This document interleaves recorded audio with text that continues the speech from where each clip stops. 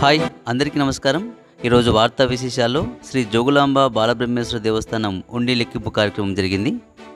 ఈ ఉండి లెక్కింపు కార్యక్రమంలో జోగులాంబ అమ్మవారి ఉండి ద్వారా 87,02,578 రూపాయలు, అలాగే బాలబ్రహ్మేశ్వర స్వామివారి ఉండి ద్వారా 18,63,642 రూపాయలు, అలాగే అన్నదాన సత్రం ఉండి ద్వారా 38,216 రూపాయలు సమకూరింది.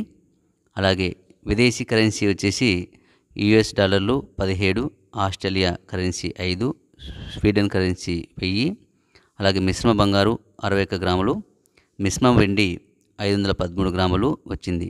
ఈ లెక్కింపు కార్యక్రమంలో శ్రీయుత సహాయ కమిషనర్ దేవాదాయ శాఖ మహబూబ్ నగర్ మదనేశ్వర్ రెడ్డి పర్యవేక్షణలో నిర్వహించారు.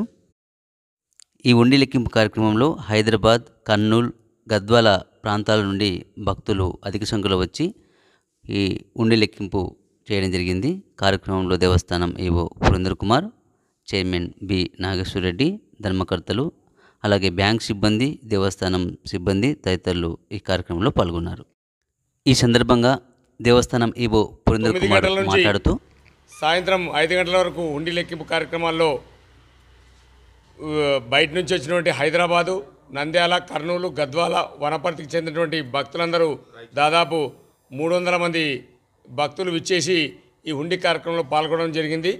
ఈ హుండీ 151 రోజులకు సంబంధించినటువంటి ఈ హుండీని ఓపెన్ చేయడం జరిగింది. ఉమ్మడి జిల్లా సహాయ కమిషనర్ మదనేశ్వర్ రెడ్డి గారు మరియు మా పాలక మండలి చైర్మన్ మరియు సభ్యులందరూ కలిసి ఈ కార్యక్రమంలో పాల్గొనడం జరిగింది. ఈ 151 రోజుల హుండీ 1,06,04,436 రూపాయలు రావడం జరిగింది. ఇందులో మిశ్రమ బంగారం మరియు మిశ్రమ వెండి కూడా రావడం జరిగింది. అదిగాక విదేశీ కరెన్సీ కూడా రావడం జరిగింది. ఇవన్నీ కూడా మన SBI బ్యాంక్ అల్లంపూర్ వారికి ఈ హుండీ సంబంధించినటువంటి డబ్బునందరినీ కూడా అక్కడ జమ చేయడం జరిగింది. కావున భక్తులు అధిక సంఖ్యలో పాల్గొని ఈ దసరా నవరాత్రులు మరియు ఈ కార్తీక మాస ఉత్సవాల సందర్భంగా భక్తులు అధిక సంఖ్యలో పాల్గొనడం జరిగింది.